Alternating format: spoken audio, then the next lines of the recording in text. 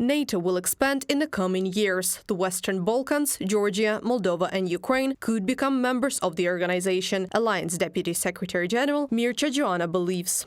We are living in a complex historical moment that makes even very powerful, very wealthy countries with very competent governments find it difficult to manage an extremely complex situation. It is clear that there is now a redistribution of political and geopolitical influence maps, as well as economic and commercial influence, reputation and central position in Europe and the world. Mircea Joana, NATO Deputy Secretary General, from the publication in the Romanian newspaper.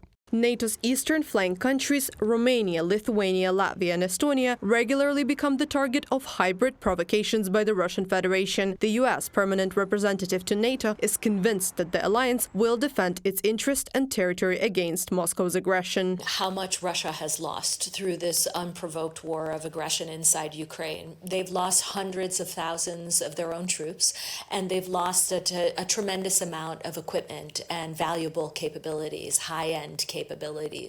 And so we could argue about whether or not they can reconstitute those forces and reproduce some of those capabilities in a few years or in a decade. But what's important is that the NATO alliance is not waiting. We have new plans, new strategy, new doctrine to ensure we can defend every inch of NATO territory.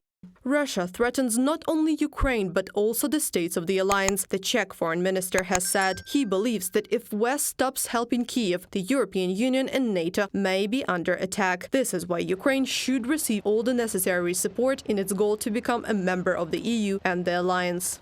If you look at Russian strategy, it's definitely this. They have plans to build huge armies, so in that respect Ukraine is just one episode in a much broader scheme. And in that context, any assistance to Ukraine makes sense. Jan Lipavsky, Minister of Foreign Affairs of the Czech Republic, in an interview with RBC Ukraine. Security guarantees for Ukraine are a matter of principle for both Kyiv and its allies. European Union foreign ministers are discussing them in Brussels. Regarding Ukraine, we will present very advanced security commitments that will be presented at the European Council summit later this week. After the Secretary General for Security and Defense, my deputy Charles Fries, traveled to Kyiv for consultations with the Ukrainian side. We need to discuss how to move forward with these proposals and increase our support. Josep Borrell, High Representative of the European Union for Foreign Affairs and Security Policy. Membership in NATO and the EU is a guarantee of security for Ukraine in the future, experts believe, but bilateral cooperation with the alliance and EU members is no less important.